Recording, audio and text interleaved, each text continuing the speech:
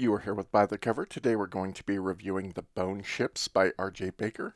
This book was 469 pages and took me 5 days to read. I would rate this book a 7.7 out of 10. I'll try and keep things as vague as possible, but this review may contain some mild spoilers, so if you do not want to hear those, click off now. As far as my likes with the book, the two primary characters, I absolutely love May's character. She has an interesting backstory, interesting conflicts, and is just in general fun to be around. Joran is an okay character. I found him fairly infuriating at the start of the book, but over the course of the book he does redeem himself. I enjoyed the side characters that are met along the way, from the crew members to past acquaintances of May's to her family. All were interesting additions to the story. I love the chemistry that eventually develops between the characters. I like the fact that there was a strong reliance on superstitions because that's the way real ships are. In general, there were just a lot of scenes that I absolutely loved in the book. Probably around 10 that I thought were done really, really well. A couple of these, the peek into how their society runs in Burnchilme when they are getting the ship worked on. I like the meeting of May's old crew and the chemistry between them. I like the chemistry between Maze and Endel when she met up with him. I absolutely loved the first appearance of the Arquesian. I loved all the various scenes in which they humanized the Ghalame, and there were quite a few others as well. I loved the camaraderie and the loyalty and willingness to sacrifice of the other two captains that worked with Maze. I liked the splashes of humor that were throughout the book. It wasn't the funniest I've ever read, but it did make me smile quite a bit. I love that the motivations of why they're doing what they're doing actually made sense, and it was something that I could get behind personally.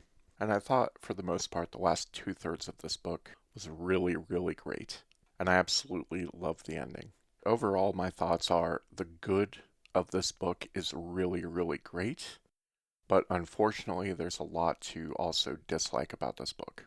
So on to my dislikes. The beginning of the book was a rough start, primarily due to having to learn terminology for all the different words that the author switches. He makes up a language that is kind of hard to get into. For example, he calls sister Sither, he calls a captain shipwife, he calls the sea dragon an Arcasian, and there's also some other names for it.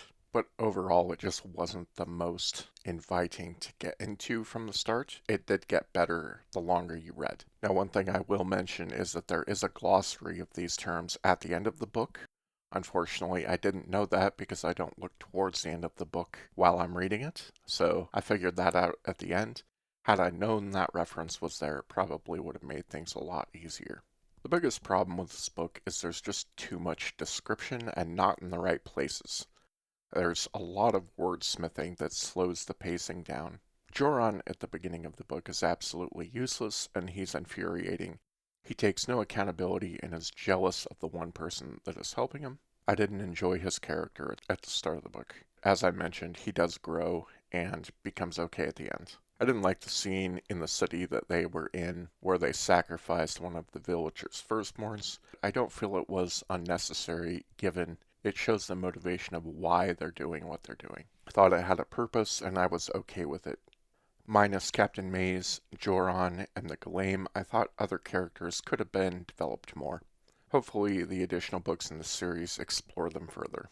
The book also did a fair bit of repeating with Joran, going over his thoughts over and over again. I never enjoy that. Say it once and then don't say it again. Overall, I thought this book was very enjoyable. There were a lot of absolutely killer parts in this book, but overall the book was weighed down and took down several notches by the flaws.